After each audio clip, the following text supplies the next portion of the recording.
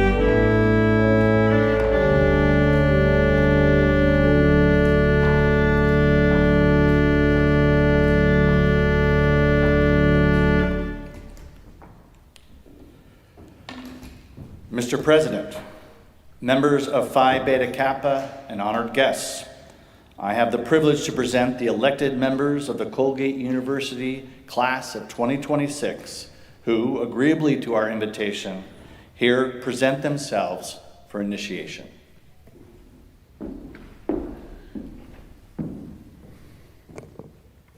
The initiates will please rise. According to Phi Beta Kappa documents dating from 1779, 3 years after its founding, the president of Alpha Chapter of Virginia at the College of William and Mary greeted initiates as follows. This society was founded by a few friends. At first, it was confined to a small number of very worthy students. They planted the scion from which has grown this tree that now buds forth before your eyes with blossoms of harmony and concord. It was ingrafted on the stock of friendship in the soil of virtue, enriched by literature. To cherish and keep it alive hath been the constant care of those members who have succeeded. You all are about to become one of those successors, and is our fondest hope that you in turn will come to cherish the society and will strive to perpetuate the spirit of this greeting. In accordance with the rules of this chapter, and in consequence of our good opinion of your intellectual and moral character, Supported by your record of high attainment at Colgate University, you have been selected as worthy of becoming members of Phi Beta Kappa. Your names have been submitted to the scrutiny of the constitutional electors of the chapter and have met with their approval. You have been formally notified of your election, and you have signified your desire to be enrolled as members of this ancient and honorable society. You may be seated.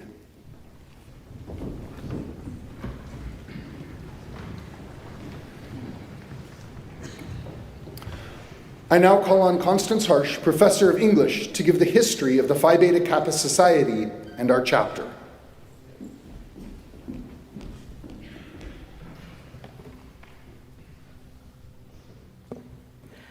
On December 5th, 1776, almost exactly 250 years ago, a group of young men studying at the College of William and Mary in Williamsburg, Virginia, met in the Apollo Room of the Old Raleigh Tavern to create a secret society, at once intellectual and social in purpose. The college already had 2 student societies, but they were little more than boisterous social clubs. The founders of Phi Beta Kappa were looking for something more intellectually serious. The president's greeting to new members in 1779 reads in part, "Here you are to indulge in matters of speculation, that freedom of inquiry that ever dispels the clouds of falsehood by the radiant sunshine of truth." In their clandestine meetings, the members seriously debated a host of questions, such as whether a wise state hath any interest nearer at heart than the education of the youth, and whether any form of government is more favorable to public virtue than a commonwealth. The first college society to bear a Greek letter name, Phi Beta Kappa introduced the essential characteristics of the Greek societies that followed it: an oath of secrecy, a badge, mottos in Greek and Latin, a code of laws, an elaborate form of initiation, a seal, and a secret handshake. The organization was created as a secret society so that its founders would have the freedom to discuss any topic they chose. Freedom of inquiry has been a hallmark of Phi Beta Kappa ever since.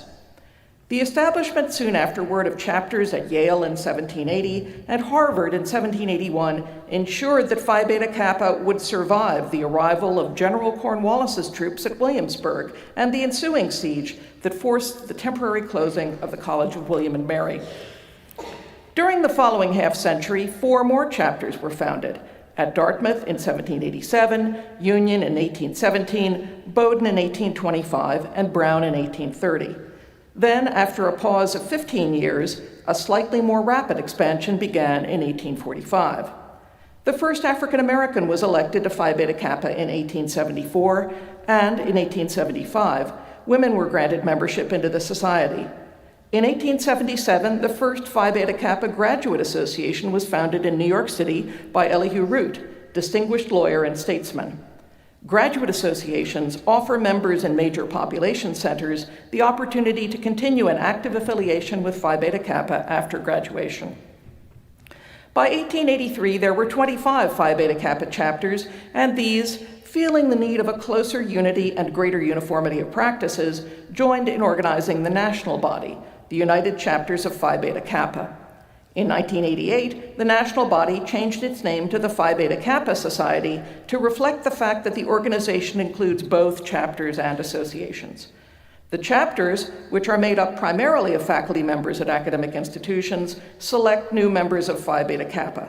The associations, which are made up of alumni in communities, provide programs of intellectual and cultural interest for their members, and often provide scholarships or other recognition for promising students. At present, there are more than 290 chapters at institutions of higher learning and 50 associations. The original organization at William and Mary was a secret society, and the oath transmitted to the first 6 northern branches contained a promise to preserve inviolate the secrets of the same. Tradition has preserved 2 secret signs, which are often shared with initiates. When members meet, they greeted each other by drawing the back of the index and middle fingers of the right hand across the lips from left to right, thus apparently affirming that their lips were sealed. They followed this sign with a secret handshake of the index and middle fingers. As a result of the anti-Masonic agitation of the 1830s, most of the branches followed the lead of Harvard's chapter and repealed the injunction of secrecy. They retained, however, the medal or key, which the founders had instituted for the better establishment and sanctitude of our unanimity. The interpretation of its symbolic engraving has continued to constitute a part of the form of initiation. The present key preserves the original design established at William and Mary. The key you will receive is somewhat smaller. The lower stem was not initially part of the medal. It was added by the branch at Yale so that it could be used to wind a pocket watch. On the front, it bears the Greek letters Phi Beta Kappa, the initials of the words Philosophio, Bio, Kubernetes, meaning love of wisdom is the helmsman of life. The 3 stars in the upper left corner of the key symbolize the aims of the society: friendship, morality, and learning. A pointing hand in a lower corner symbolizes aspiration. On the reverse side are inscribed the letters S and P, which stand for the society's second motto, the Latin words Societas Philosophiae, meaning philosophical society. Below them appears the date of the founding of the first chapter, December 5th, 1776. The member's name, year of election, and electing chapter are also inscribed. Phi Beta Kappa has a long history at Colgate University. 2 of Colgate's earliest presidents were members of Phi Beta Kappa. George Eaton was initiated at Union College and Ebenezer Dodge at Brown University. When John James Lewis joined the faculty in 1868 to become professor of civil history and English literature and oratory, he and others saw a chapter of Phi Beta Kappa as one means of raising and rewarding higher academic standards at the institution. At that time, there was no national organization of Phi Beta Kappa, so in order to establish a new chapter, a college was required to seek approval from the oldest chapter in the state. In 1875, Lewis sent in the petition for Madison University, Colgate University's name until 1890, to Alpha of New York at Union College, and the request was apparently approved. However, the Union chapter neglected to tell Lewis about the favorable vote. It took 3 years, several unanswered letters to the Union chapter, and the intervention of a prominent New York attorney and Civil War general for Lewis to be notified of the chapter's approval. Thus, in June 1878, a delegation came to Camilton to present our charter. At the initial meeting of the chapter, the 7 remaining members of the Colgate faculty who had not been elected at their own undergraduate institutions and 6 graduating seniors were elected to Phi Beta Kappa, giving us that great Colgate number of 13 inductees from campus. A week later, the first initiation ceremony was held in the old chapel on the top floor of Alumni Hall, also welcoming in 21 alumni members. These were the first members in the long line of Colgate Phi Beta Kappas who have brought distinction to the society and their alma mater through outstanding achievements in the ministry, education, law, medicine, business, and the other professions. It is into this society and this chapter that we now welcome you.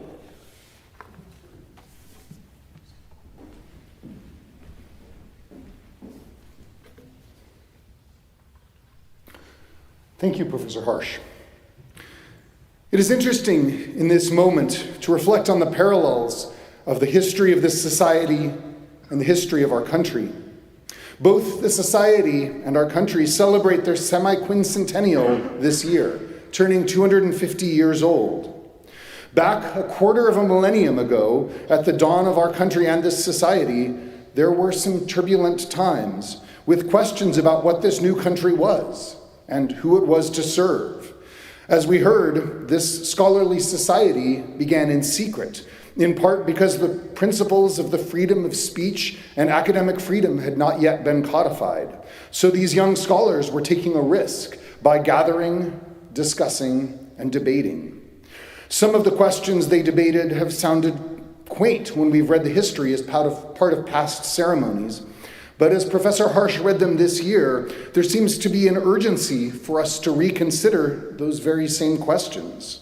Does a great nation have a value more important than the education of its youth?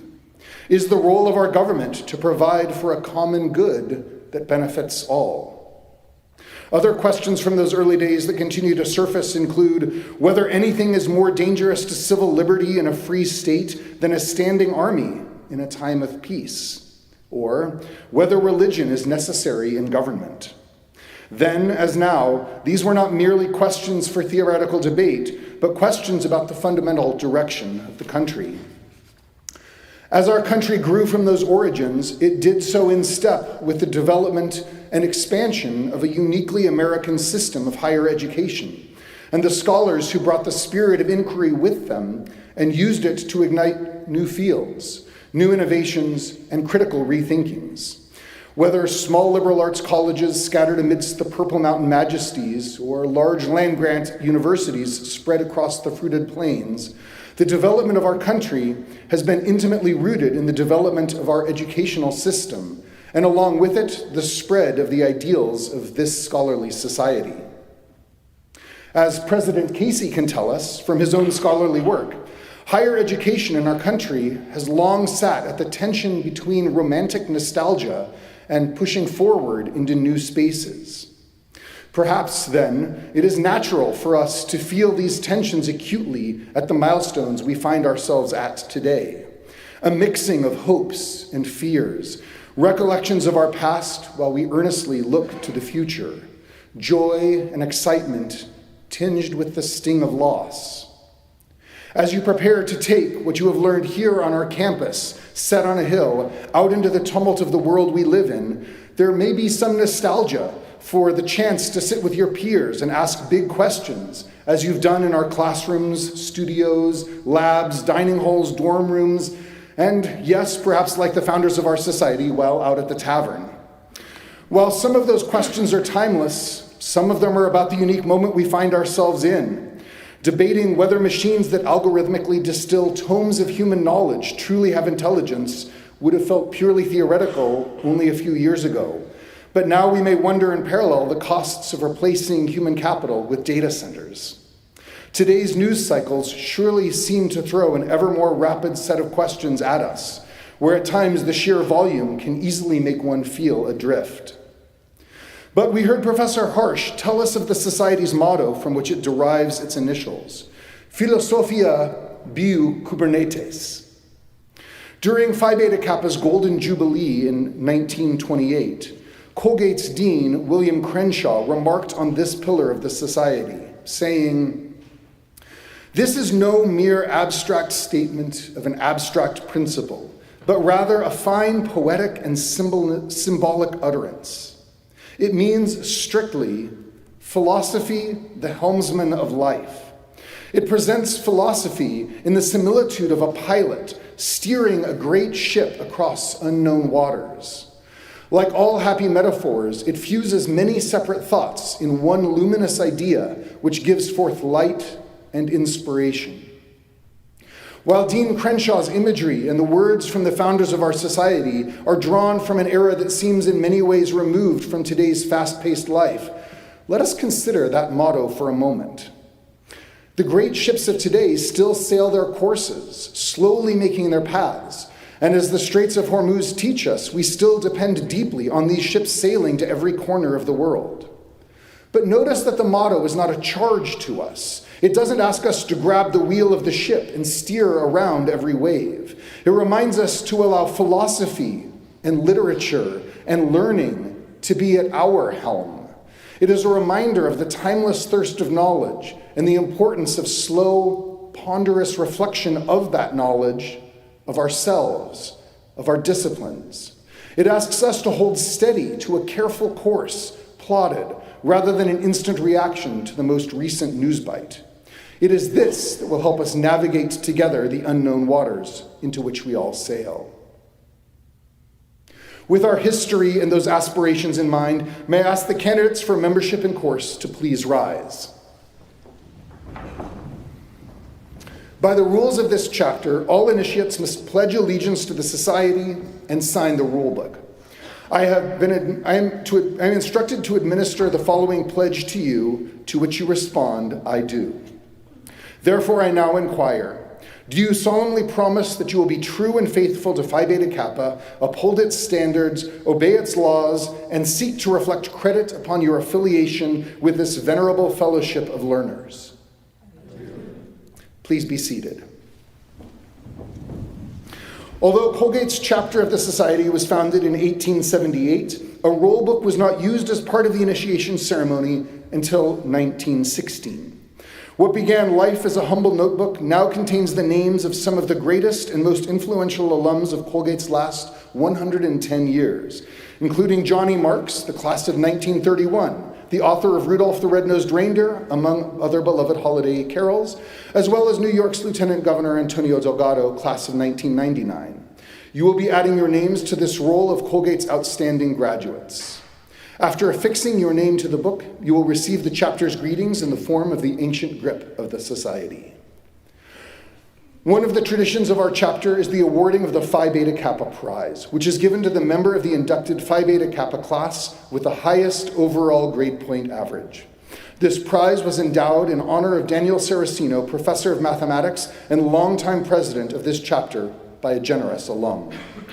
This year's Phi Beta Kappa Prize winner is Peter Flynn McGrath, a physics major from Washington, D.C.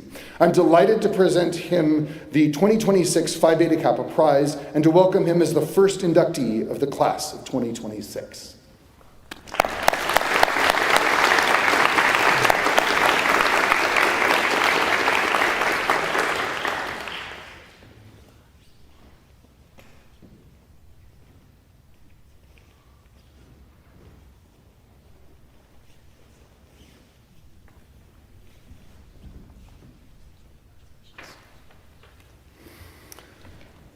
We will now invite our initiates to come forward and sign the roll book as the Secretary, Isla Globus Harris, Associate Professor of Economics and Environmental Studies, reads their names.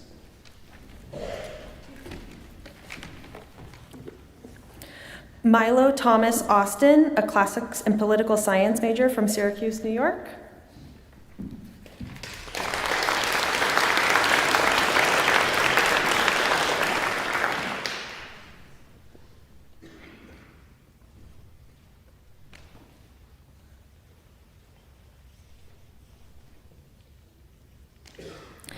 Dennis Ethan Bolotsarkovsky, a mathematics major from Lansdale, Pennsylvania.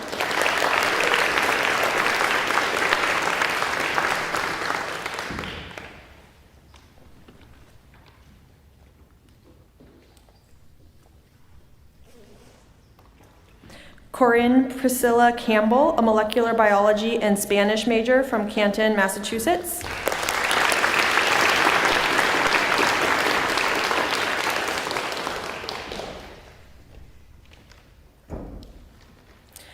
Kiana Criscola, a biology major from Huntington, New York.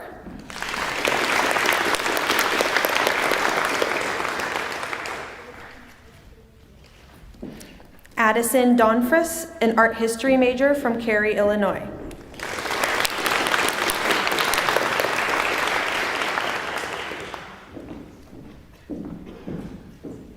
Brennan C. Donnelly, a biochemistry and neuroscience major from Middleton, Massachusetts.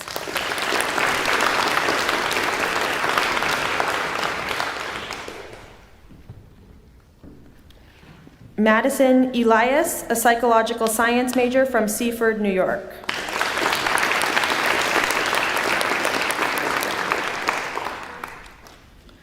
Katerina Feshner, a Chinese major from Worcester, Massachusetts.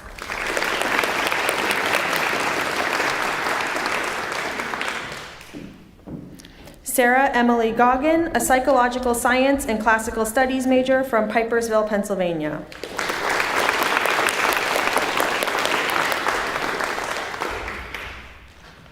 Sarah Green, a neuroscience major from Boxford, Massachusetts.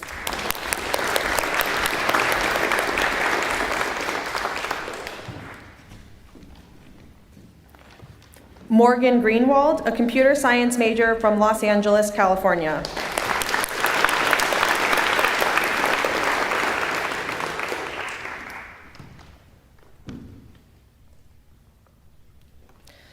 Lilia Marie Hayduchak, a molecular biology major from Houston, Texas.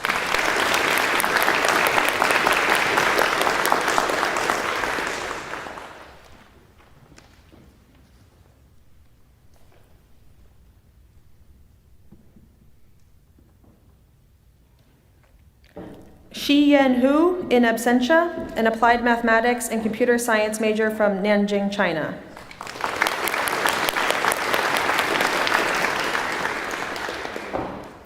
Sophie Karpstein, a peace and conflict studies and Russian and Eurasian studies major from Jupiter, Florida.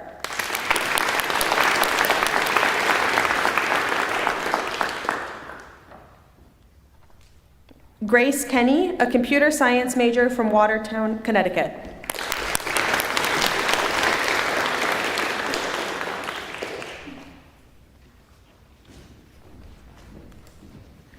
Sophia Lager, a psychological science major from Washington, D.C.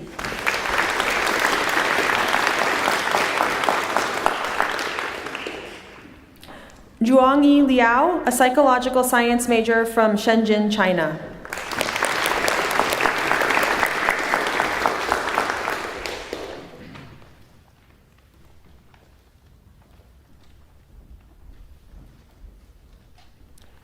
Zachary Abram Lightfoot, a biology major from Dallas, Texas.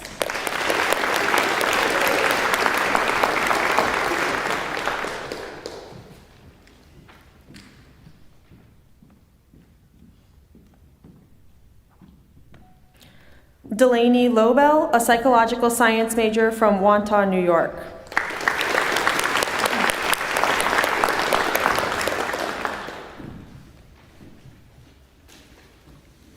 Liam Avery Lubin, an economics major from Chappaqua, New York.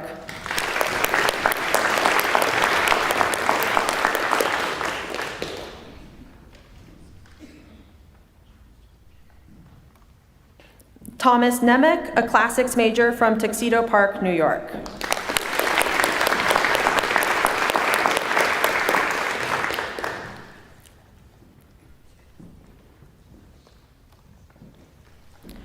Caroline Panzier, in absentia, a psychological science major from Catawba, New York.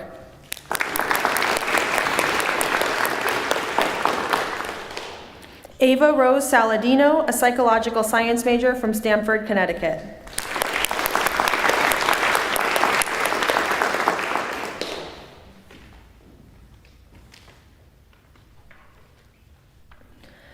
Tabitha Young Saur, a history major from Ramsey, New Jersey.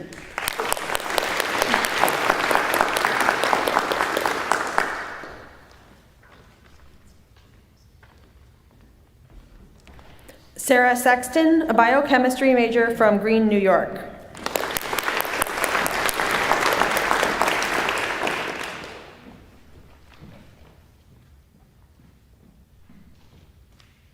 Abrielle Alice Silva, an environmental economics major from Medfield, Massachusetts.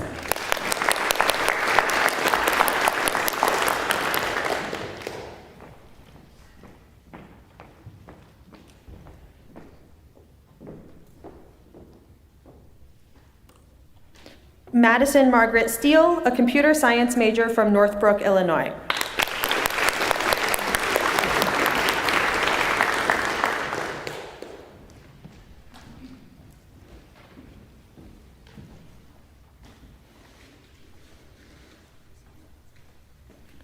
Richa Vade, a molecular biology major from Old Greenwich, Connecticut.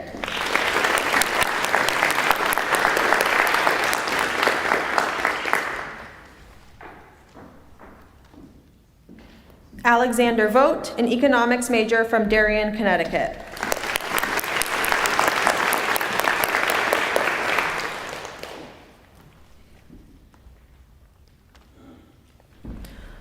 Coleman Wolken, a classics major from Dalton, Pennsylvania.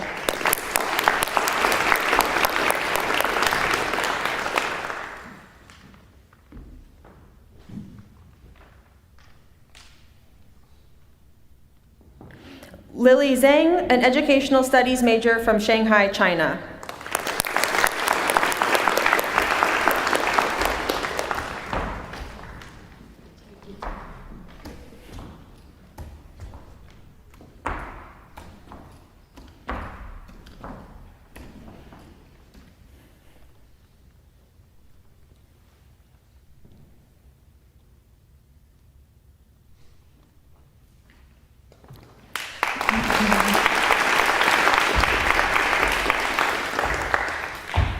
Meli Zhuang, a mathematical economics major from Shanghai, China.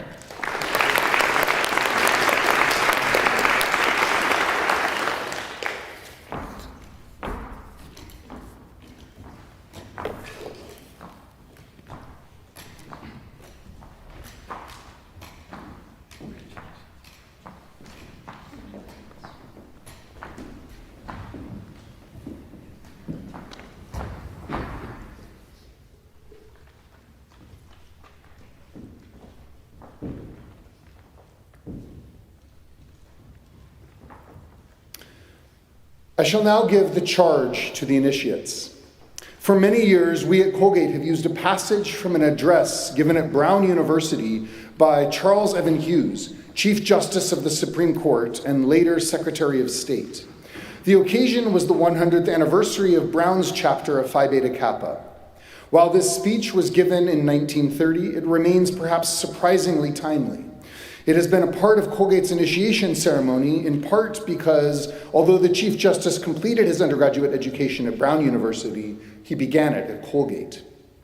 Chief Justice Hughes wrote, "The unique position of Phi Beta Kappa and its usefulness can be safeguarded only by the unremitting attention to what has become the law of its being.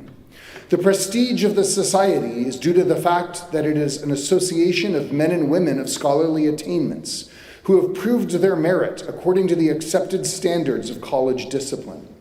The best proof of the utility of this society is the esteem in which election is held.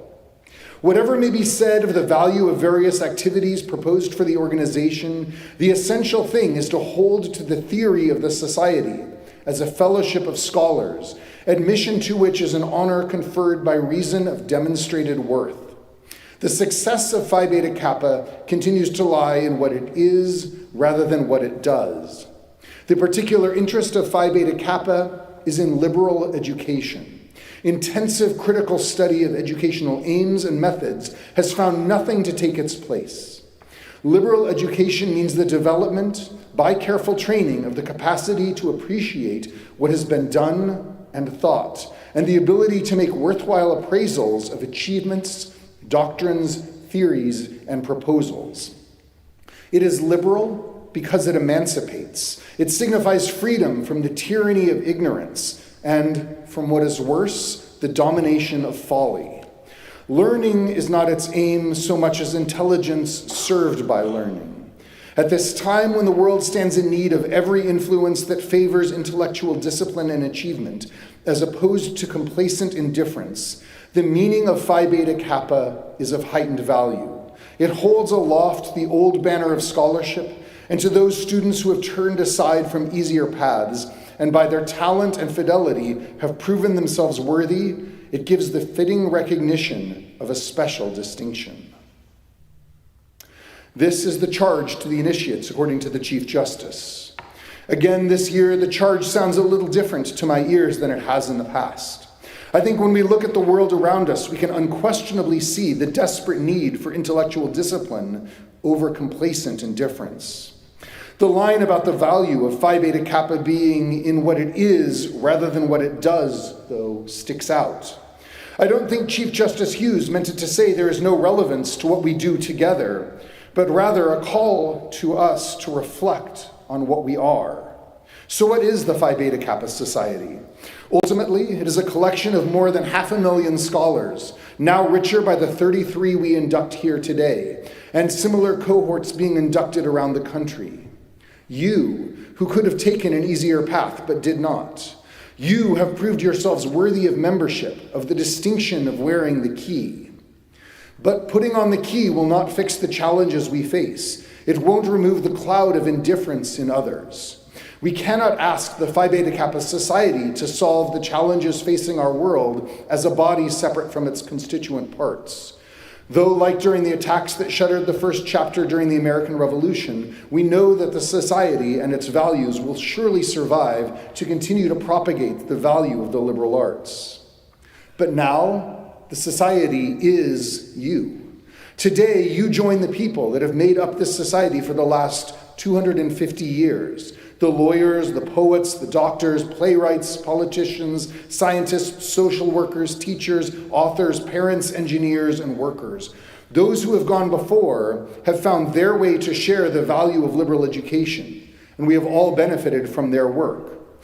Today, as we see the shackles of ignorance being tightened, it is we who must now take our turn, stand up for our values, to work each in our own ways to make this a better world for all, of emancipation through learning. When Professor Globus Harris was reading the names and hometowns of you, our inductees, it was notable that this community we are building here today includes so many from both nearby and from across the world. You who are called here to this campus, nestled in these rolling hills, by the promise of the torch that lies on Colgate's seal, of the light of knowledge to guide us. Our community here at Colgate has been strengthened by the diverse members of this campus, brought together by our common goal, our shared love of learning. This then is your charge. Keep that light of knowledge aloft in the face of the darkness some want to draw over us. We are sailing into unknown waters, and at times the waves may look high, but together and with our shared values as our guide, our torches will light the path toward a brighter future for all. There is a coda to our charge that comes from the formal statement of initiation given at Colgate's first Phi Beta Kappa initiation ceremony in 1878. As a welcome of one chapter to another, and a welcome to the newest initiates at Colgate, it has become the traditional ending of the charge to our initiates. Let your new relationship to each other incite you to diligence in the acquisition of knowledge. Let it be a stimulus to an honorable emulation while we have the pleasure of meeting together, and let it always constitute a strong bond of union when we are separated by our several stations in life. I now conclude this ritual in words even older, words from that ritual of initiation back in 1779, when the society and our country were very young indeed. These sentiments are particularly addressed to those in the audience today who are themselves members of Phi Beta Kappa. You all at this moment experience in yourselves the heartfelt satisfaction which I do at this, our valuable acquisition. Friendship herself, pleased with her success, now smiles at this addition to our society. Let it be our joint care to extend the friendship which has ever been exercised by this society to these new members, that they may hereafter become veterans in her service. And now, by the election of the chapter, by your assent to its pledge, the Society's requirements for initiation are fully satisfied. I therefore, in the presence of these members of the Society here, declare you members of the Eta chapter of Phi Beta Kappa in the state of New York, authorized to wear its key as a badge. You are now lifetime members of the nation's oldest academic honor society. Be active in its programs and chapters and alumni associations. Support its endeavors and lofty goals. Be a working advocate for the liberal arts in our society. And may a love of learning continue to be at your helm as you sail into the unknown waters of tomorrow. It is my pleasure to welcome you as members of the chapter and to declare this meeting hereby adjourned.